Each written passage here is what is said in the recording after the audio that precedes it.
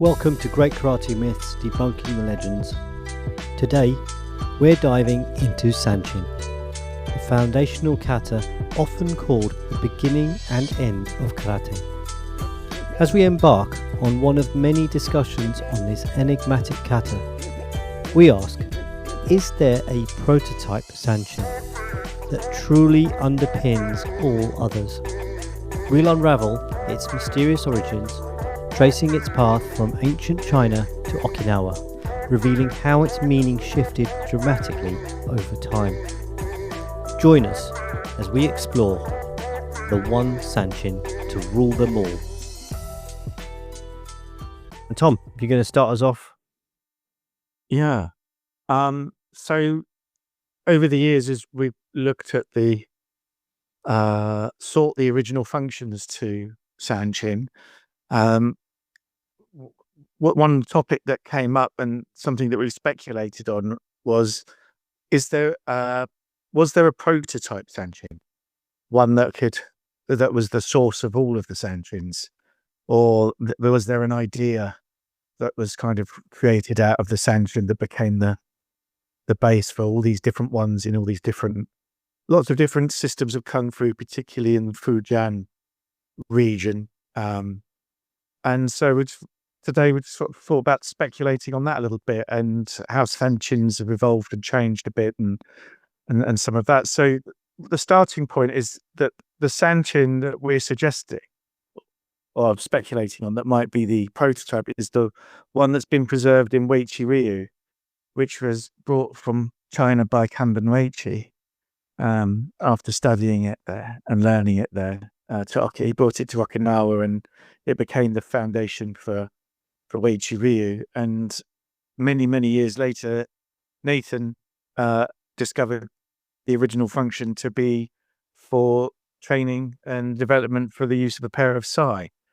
And as we practiced and explored it and discussed it, some things about that particular Sanchin really made it stand out from the other Sanchins that were also kind of on the periphery that you might find in White Crane or Five Ancestor Fist or other style Monk Fist, things like that. And it's really, really concise. So everything in that kata is pure function. So the opening section is I mean, I'll loosely describe it, but we can link the video. Taking hold of the sai and drawing them, bringing them into an open position, working through the grips and changes and the different positions and orientations of the sai, the basic movements, and so on, are all trained in the Sanchin. There are 3 sections, all with multiples. The repetitions are in multiples of 3, which is again something that will stand out later as we explain a bit more. There's no flourishes, there's no added extras, there's no stylistics, no animal movements or noises or anything that you might find in some of the Fujianese kung fu systems. And so this sort of representation of pure function led to the speculation that it might be or could be possibly a prototype that the other stylists drew on or martial artists drew on to create different systems during the Qing dynasty. And the hows and the whys of that we can talk about later. But yeah, that's my sort of opening point on that. Okay, Nathan, regarding the shared origins, could you develop that point about the common source of these Sanchin variations? Yeah. So we see, broadly put, lots of groups all over the world practice Sanchin, but just if we were to go back a century, we could say that there's Goju-ryu and Uechi-ryu in Okinawa that spread out all over the world. Obviously, there are lots of Chinese Sanchins, and we'll get to that. But interesting that if we look at a little slight historical bit, it would appear that Kanbun Uechi learned from the same teacher as Miyagi Chojin's formal teacher, Higashi Onokano. So Kanbun Uechi was the founder of the Uechi-ryu karate with its particular Sanchin, the one we're discussing. But Sanchin was already on Okinawa by the time Kanbun Uechi eventually took it there. Actually, he took it to Japan first. When he came back from China, he didn't go directly to Okinawa. He spent some time in Japan and was persuaded by a student he was teaching, or somebody he knew, to actually start teaching, which he did. Point being, Miyagi Chojin's teacher and Kanbun Uechi both had the same teacher. They had the teacher, one kun, one dojo in China. So it's common source. But by the time Uechi Kanbun had taken his material, his version of the kata, the original version, as we're suggesting, Higashiona's group, which grew through Miyagi Sanchin and Kyoto Juhatsu, they were already clenching the fist. And so the change had occurred in Okinawa before Uechi Kanbun could get his version kicked off, which gave rise to two different so-called styles or versions, which actually had sprung out of the same dojo. So to cater for this differentiation, the names were loosely coined Pangenun to explain the Uechi versions of the kata, and someone came up with the term Kingenun as a precursor for Miyagi Chojin Sensei's Goju-ryu. It's just my view that they came from the same source. I'm not alone in that view. I think it might be shared by Patrick McCarthy, although we're going to have to check that. Yeah. Like something I forgot, because it's quite important. You can see that if you looking at the Goju-ryu kata, you can see that Miyagi Chojin Sensei, he discarded the original opening of the Sanchin kata, as you see it in the Uechi. Instead, he adopted the Masubudachi, the heels together position, with the hands crossed, left palm over the right, fingers pointing down, and in fact, he adopted that for the opening of all Goju-ryu kata. But it's odd that, well, not odd, but it's this hand position is often used in shuri kata. For Nai Hanchin is the key one, and it hadn't been seen and still isn't in other versions, or particularly in Uechi-ryu. You don't see that. Uechi-ryu still opens the kata in what I would say is Fujinese, in a Fujinese way. Yeah. And I think that Goju-ryu is with the closed fist. You can see it's clearly. I would say it's different. I think the open hand likely came first, which is where we're heading with all of this. So it's not really two different things. One is an adaptation, likely, of the other. And it's interesting, finally, to note here in this bit, Goju-ryu Seisen and Sanseiryu start the same way. Once they're open, with the fists being closed, but the Uechi Seisen and Sanseiryu do not. So they've already diverged at a very early stage, but I think my point is that they are likely from a common source. So let's go back, Tom. Let's look at that common source that we're saying that, and as Uechi, what we're saying, Uechi is the prototype for all these Sanchins. Well, it's preserved in the Uechi. So Kanbun Uechi didn't create that Sanchin; he learnt it. He learnt it in China. Yeah. So it's important to say when we say Uechi Sanchin, that might be kind of it's not it's the Sanchin preserved in Uechi. So it's a Chinese Sanchin, and when you compare it against other Sanchins, you find I think a list of nice internal consistencies. The numbers are consistent, the sections are consistent, and you don't find that in the other Sanchins. So you also don't find a backward step. And in unraveling the usage of the sai, backward steps are not particularly that functional, and you don't tend to find them. And what you do find in Sanchins are backward steps. And so that's a later development, and perhaps a deviation, might have been a deviation from a prototype as well. So you have the introduction of closed fists and backward steps, and you also have irregular repetitions as well. So in section 2 you have 3 repetitions, section 3 you have 3 repetitions in the Sanchin in Uechi, but in a lot of the Fujianese you'll find a couple of repetitions, 2 of one technique, 2 of another, then 1 of one. So that's not congruent with, this very neatly ordered practice, which has been put together for cultivating a fundamental usage of the sai, as far as we can tell. Anyway, in the section 1 of the Sanchin, you walk around in a circle doing repetitions. So I suppose, Nathan suggested this, that you could just walk that circle for as long as you needed to. So it wouldn't be that you would just turn twice and do 12 repetitions.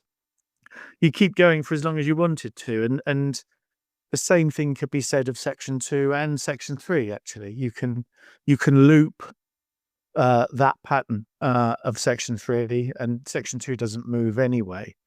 So that's quite interesting that it's neatly ordered in that way for practicing as long as you need to. And you don't find that consistency in the other Sanchins. They're quite irregular in the ordering and structure of it compared to that lovely, consistent Sanchin we find in the Uechi. That's sort of the next point, I think, on that. Yeah, if we shift over, looking at the Miyagi Sanchin, or rather the Goju-ryu Sanchin, because it is the case that Miyagi Chojin made it clear that he created the short Sanchin. Then he did tidy it up. He simplified it. His Sanchin is very minimal, which is why we say that it's really difficult to get to the bottom of what it's doing if the fists are clenched. So to differentiate that, in our understanding of the Uechi Sanchin, is really clear that a sai is being used, a pair of sai. Mr. Miyagi Chojin says he was teaching no such thing. Therefore, Goju-ryu didn't have a bunkai or an application to Sanchin at all, which created then, or really developed the tradition of sumi testing, the fierce slaps and the shoulders and the testing of the stance, all accompanied by sonorous deep breathing and so on, and lots of dynamic tension, which modern practitioners have found out to their detriment is quite injurious for one's health. I think if you looked at teachers like Mark Bishop, who he suggested that I softened up my Sanchin when we met 30 odd years ago, and I thought that was a jolly good idea. And I think that in the absence of an application for Sanchin, it had to be given a purpose. So the idea of iron shirt type kung fu, strength, dynamic tension was put into place to justify this kata, which had been described as the foundation of karate, the beginning and the end of karate. This is karate. And a modern Western mind would look at that and say, well, that's great, but what does it do? What's it for?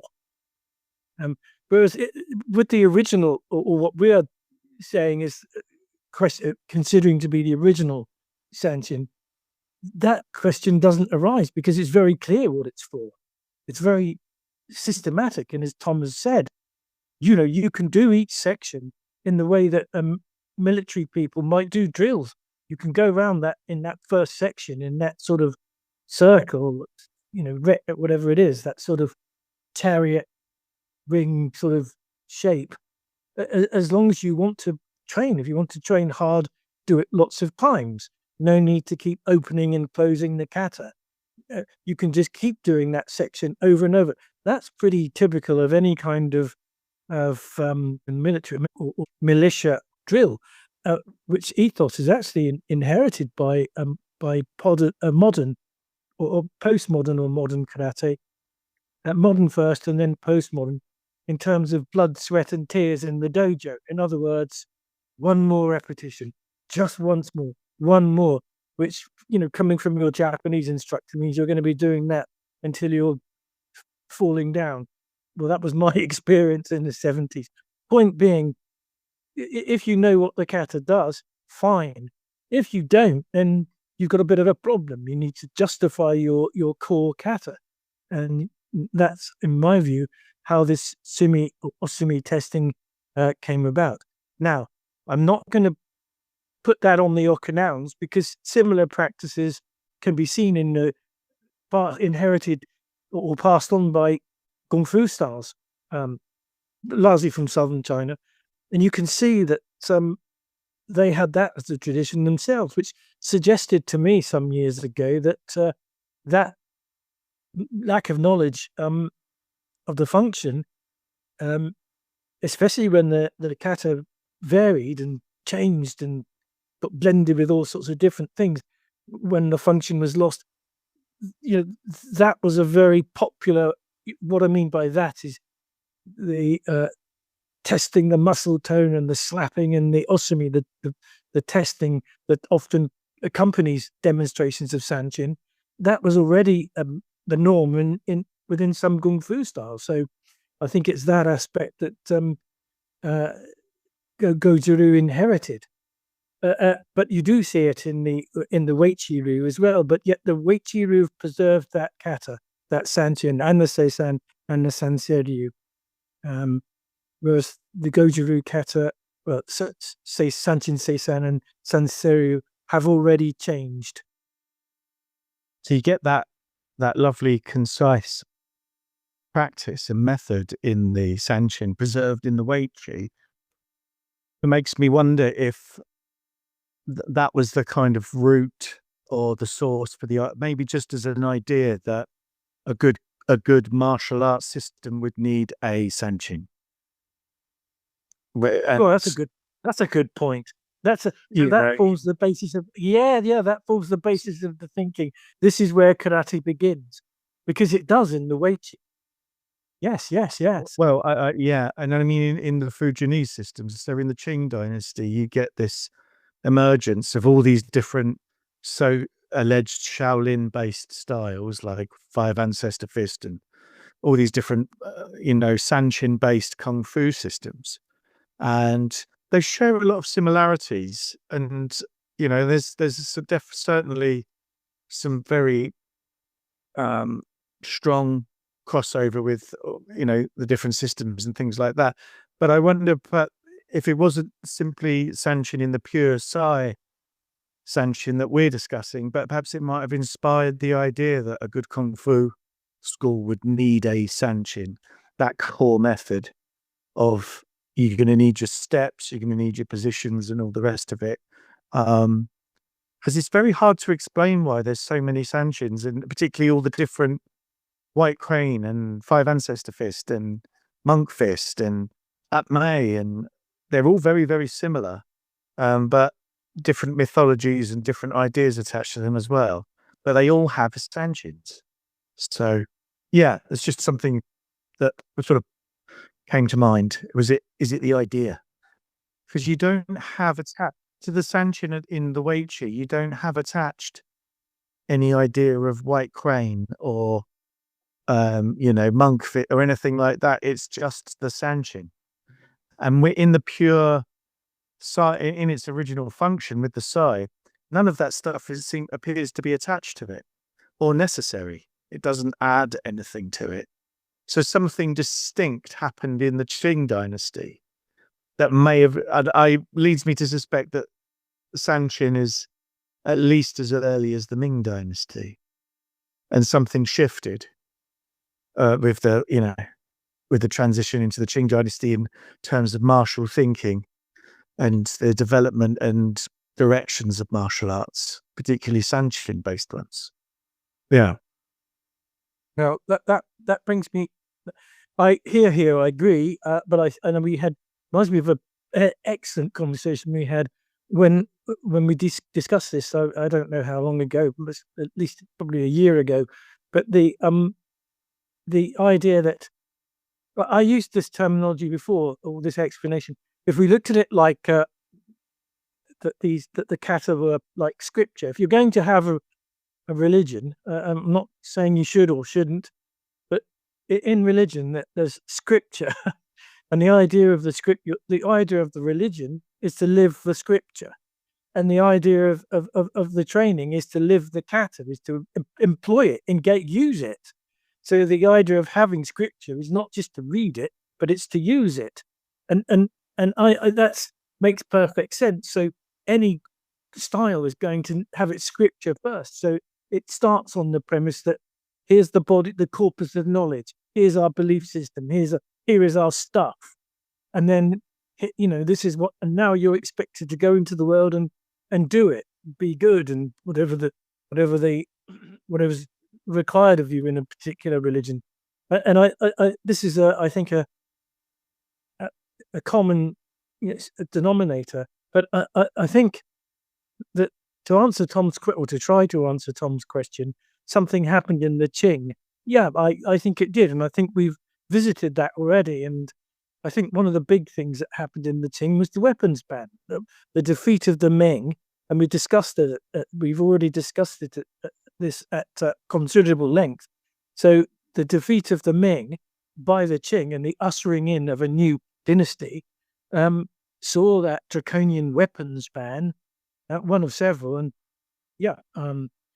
which then we can't know for sure because we weren't there, but it would appear that the forms continued without the weapons, and then without the weapons, it's just my view that that's where the potential for corruption. That's the wrong word really, because that implies that we're talking about something that's pure. That's a recipe for confusion and for bits of forms being jumbled together for reasons other than their direct practical value. Just stepping back and we were just talking about some of the Sanchins in China. Nathan, you wrote about it back in the 90s, I think early 90s, in Barefoot Zen, and you look at the similarities within the Wing Chun wooden dummy, the five ancestors, and Fushao white crane dragon form. Yeah, I grew up with literally one of my very close friends from the age of 11 onwards. When we were both 13 or so, he went off to. I grew up knowing and seeing the. Can't say I practiced it. So we were pretty close friends. He did the Galbal toy of Bak Mei, which is interesting. I've been aware of that type of kung fu and toilet foot since I was a teenager, and this chap was brilliant. He was the biggest, baddest, meanest, toughest of all of us. He was excellent. He was physically superb, and his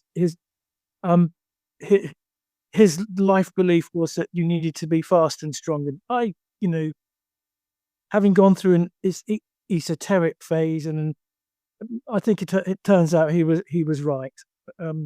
But I was aware of these forms from a fairly early period, certainly by the last couple of years, last year at school, and on into 17, 18 and 19. And I had started my experiences with Wing Chun and the dummy. So it was all a mystery. Were they connected? And at that early stage in my life, I didn't think they were. I just looked at them, put them in different compartments. This was kung fu, this was karate, this was Bak Mei, this was Wing Chun, this was Joy Foot, this was Hong Kong, and I saw them And then gradually it began to occur to me that,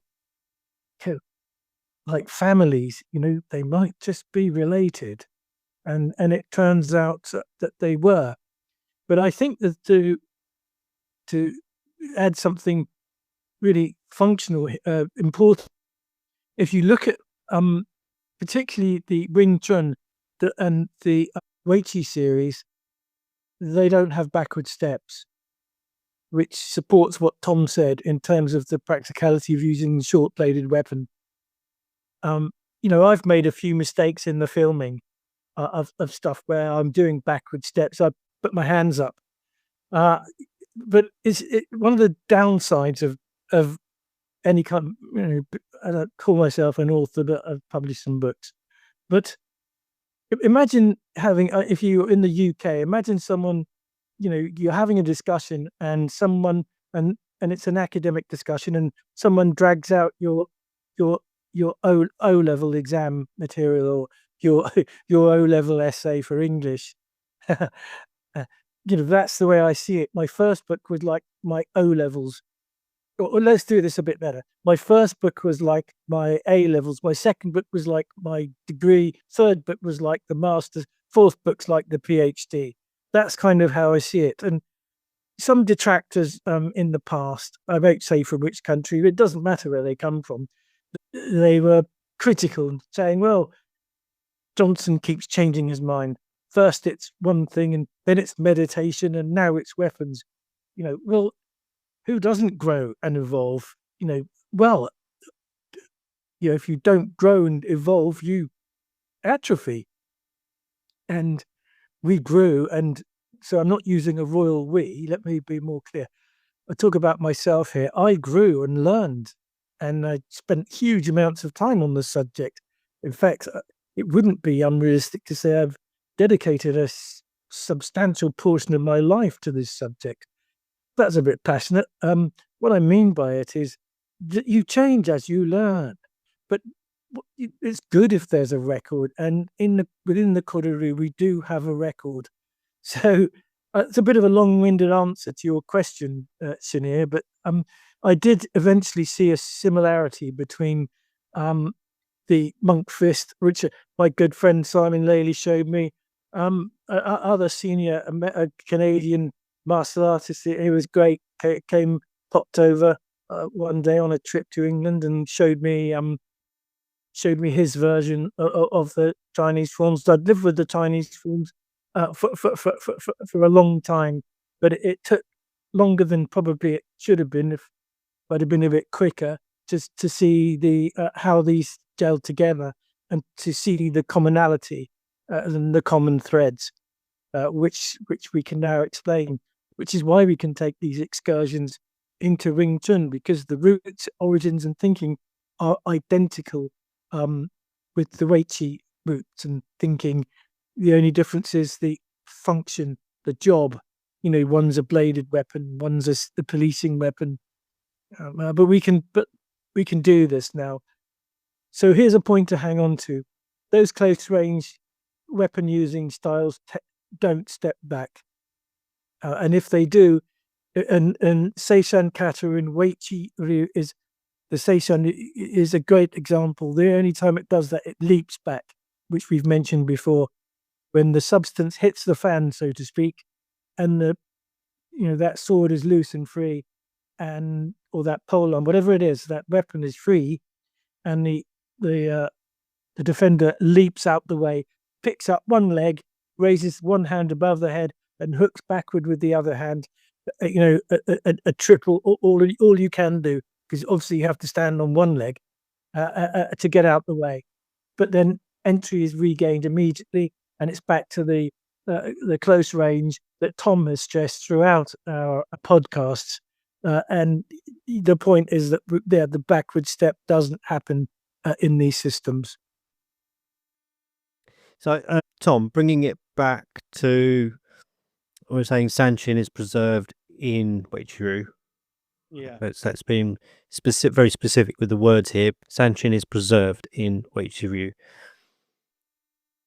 The Sanchin preserved in Uechi-ryu. The Sanchin, the one Sanchin to rule them all. That's Yeah. it. It is preserved in Uechi-ryu. We were just talking about the evolution and progress. What are your thoughts there on the evolution of it from China? Well, I mean, it's once the function's lost, anyone can, we've said this before, anyone can do whatever they want with it, really, and which is what we find. So you find all kinds of different ideas attached to why you do it as part of karate now or something like that. But yeah, I don't really have anything to do with that myself because I'm only interested in what it was originally for, and that's the reason we go on and on about that Sanchin is it's so concise. There's nothing in it which doesn't have a very specific function geared towards the drawing and usage of a pair of side. So Nathan mentioned the opening being dropped in Goju-ryu. And I can see why, because it's pretty obscure if you haven't got a pair of sai in your belt and you're not drawing them out. Why would you do that kind of movement? It doesn't really add anything. But it's because it's so well organized. Whoever put it together is, brilliant, because that organization of 3 sections and walking the circle and the consistency and the repetitions and all the rest of it, they put something together that was pure function and no flourishes, no myth, nothing.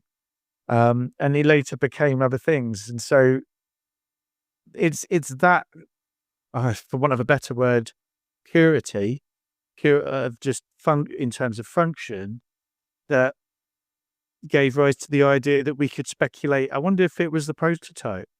Was it the one that kind of gave the idea, that's a really clever idea, we're going to have that for our kung fu style. We should have that for our martial art. And it seems to be the case, as Nathan's explained elsewhere, that the Silden Tao serves a similar function for the Wing Chun. So it's not that it's Sanchin, it's that the idea that there's a preparatory form or forms. So because these tools, weapons, require skillful development, there are things that you need to practice in order to be effective with them, grips and all the rest of which we talked about before and things like that. So it's a good idea to have a Sanchin. When the function's lost due to the weapons ban or shifting cultures and all the rest of it, that idea of a preparatory form can become something else, which it probably did in all these different systems, which is why we have all these different kung fu ideas and what their Sanchins prepare them for. And it's the same in Goju-ryu that Nathan touched on at the beginning. The ideas of what Miyagi Sanchin is preparing for. But the idea that it's a preparatory form and a fundamental training method runs through all of them. Yeah, that's in terms of where you go with it, that's up to you. Well, applied Sanchin can be problematic for in terms of empty hands, and we had to address that within Goju-ryu. So, I mean, applied Sanchin will center around the 3 sections into which the cat is divided, but if we're not sure, if you don't know exactly what they're for, then it becomes problematic. And due to the reconstructed and non-specific nature of Goju-ryu Sanchin, and the fact that it's used for shimmy testing and has no direct applications, it's quite difficult. Unlike with, for instance, Naihanchin or the Uechi Sanchin, to come up with a single set of applications. And I think it was in the 1967 book published by George Mattson on Uechi-ryu karate, which is an excellent. It's in which he covers the Sanchin and the Seishan, and my goodness, I got a first look at that probably in very early on in my career. But he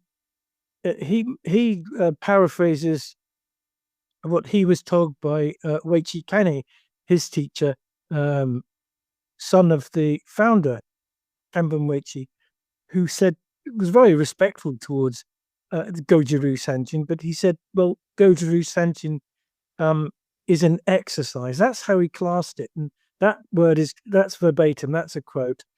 Kanbun Uechi referred to Goju-ryu Sanchin as an exercise. I've just got one point to add to that. I remember reading years ago, this is before the internet, this is when I was doing Goju-ryu, that Miyagi was influenced by Charles Ellis's dynamic tension exercises. Oh, Tom knows about that. Yes, well said. Yes. I can't remember. I remember reading it, so that was a long time ago, and I was, wow, yeah, it made sense. Made sense because of what he was doing with it. Yeah. Yeah, that's a nice progression as well, isn't it? Because if you've got a form and you've got no idea what the movements are for, adding some isometric and heavy breathing gives it some utility. Yeah. Well, I just got in, if I could, to finish that point, that Kanbun Uechi said that, in his view, Sanchin was an exercise, whereas, and this is quite the critical point, whereas the Uechi Sanchin was a kata. And what he was, in my view, obliquely implying or saying was, ours is kind of the original. And I'm not supporting that, or not, not one way or the other. I have my own personal view, but it's this question has been in play for rather a long time, and yet it still remains the case that it would appear that both versions came from the same source. And as Tom says, at least with the Uechi version is so accurate and has an actual application. Okay, it might be worth mentioning how we have tackled the problem of what to do with a Sanchin that we were going to use empty-handed, not with weapons. So far it might give the impression that we only are interested in the Uechi-ryu Sanchin with the sai, but that's not the case. In fact, one of our core kata is pretty much the version used by Goju-ryu. And we've explored the one with the turns and the one without. But whatever you want to call it, they are fundamentally both the kata found within Goju-ryu. Because we are a system based on pushing hands and contact reflexes and wrist-to-wrist grappling, then it was no shock, no surprise that we would seek to interpret it that way creatively. And we had a very good model as a teacher, and that model was the Naihanchin. So it could be argued that we extrapolated from Naihanchin and creatively interpreted Sanchin. And if anyone thought that or said that, they would be completely correct, 100%.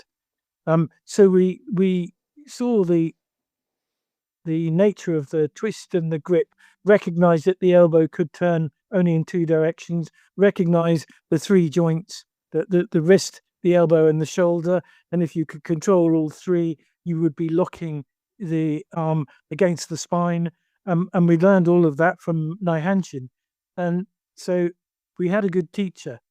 And then combine that with the ability to do this by feeling and touch, a bit of the Kwai Chang Canes coming in here, a bit of the feeling and touch, not the vision and looking, and not anything done on a gap, but it could be done almost like wrestling and could be done without prearranging and still produce the shapes and forms within the kata, either to grip and twist and control, or in the case of the rokushu or the tensho, to escape being gripped.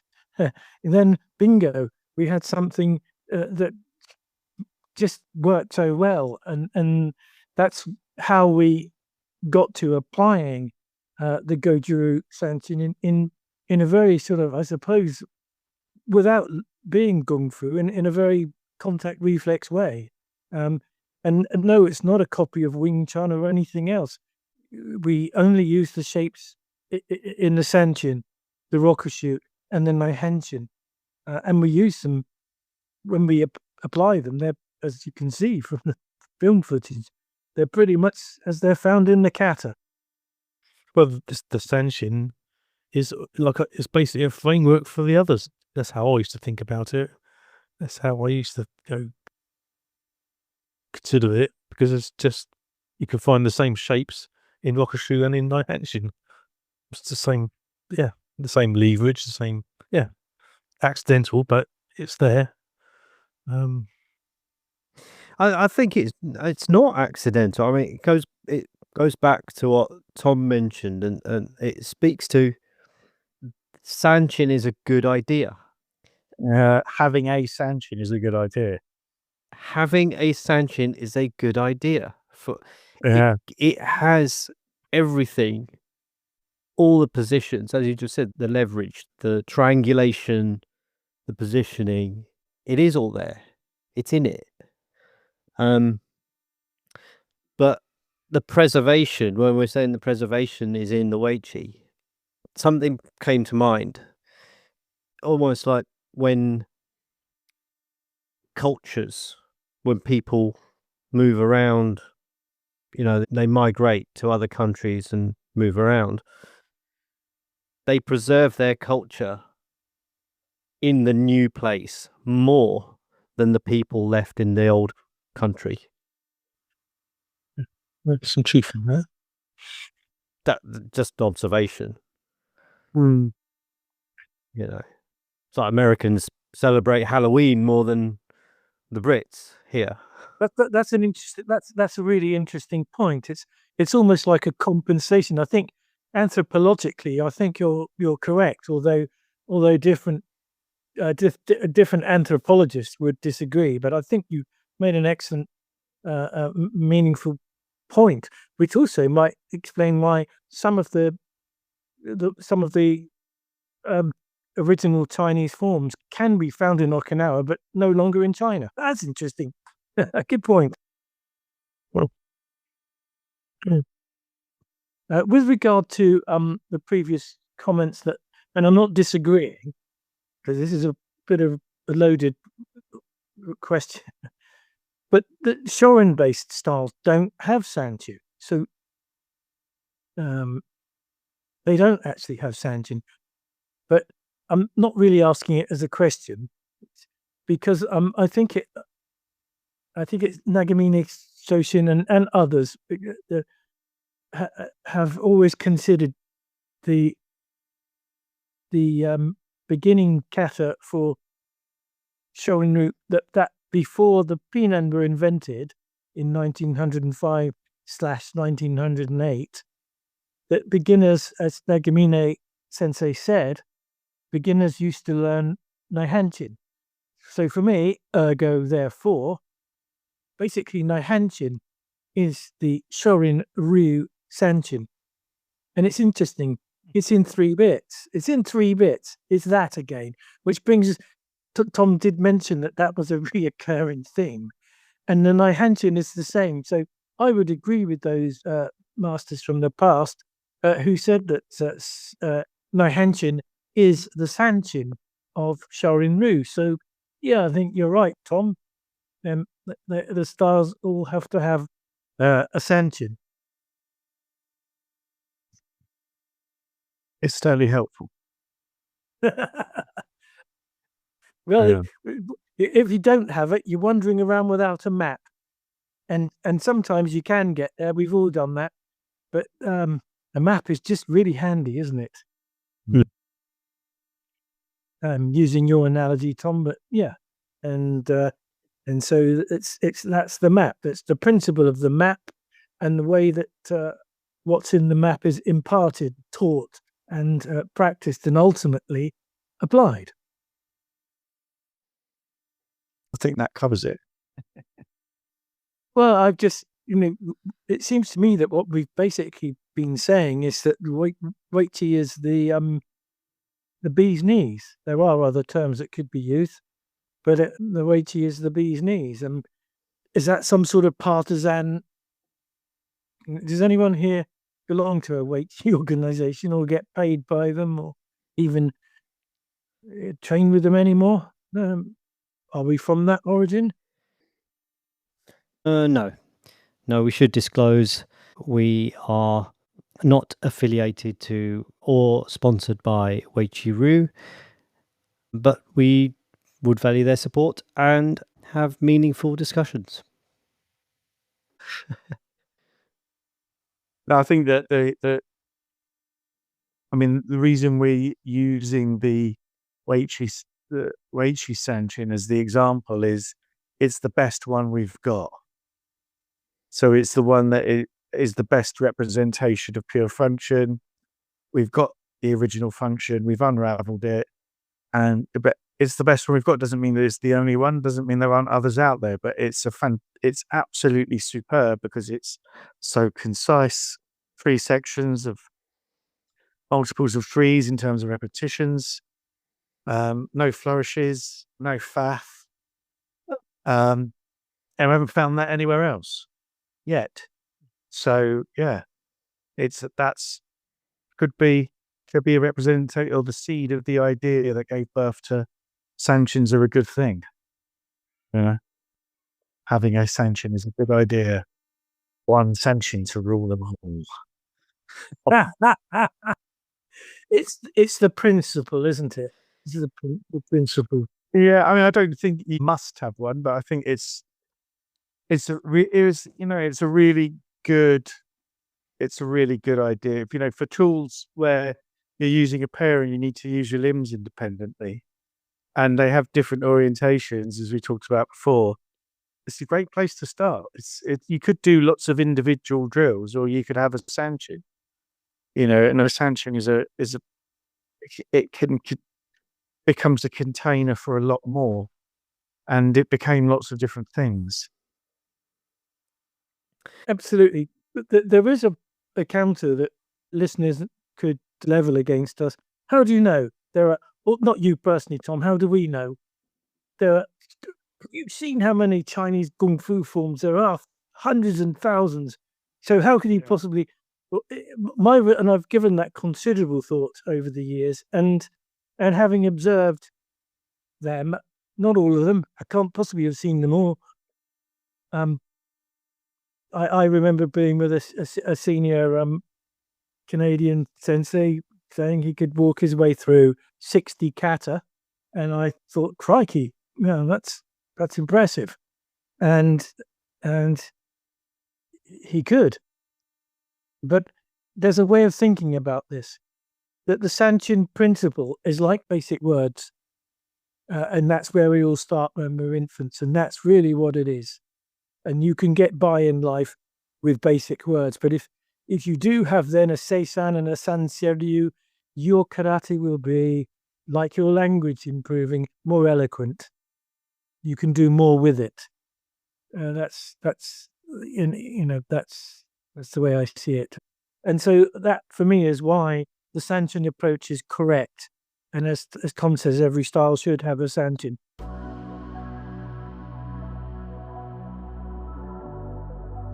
And that wraps up our initial deep dive into Sanchin. Today, we've challenged the notion of Sanchin as merely a dynamic tension exercise, highlighting its precise functional roots, specifically as preserved in the Uechi-ryu tradition, which offers unparalleled insights into weapon training and foundational movements. The evolution of Sanchin truly reflects broader shifts in martial arts practice, and is a testament to the idea that the simplest forms often hold the deepest wisdom. Thank you for listening to Great Karate Myths Debunking the Legends. Be sure to subscribe so you don't miss our next episode, where we'll continue to explore the fascinating world of martial arts history.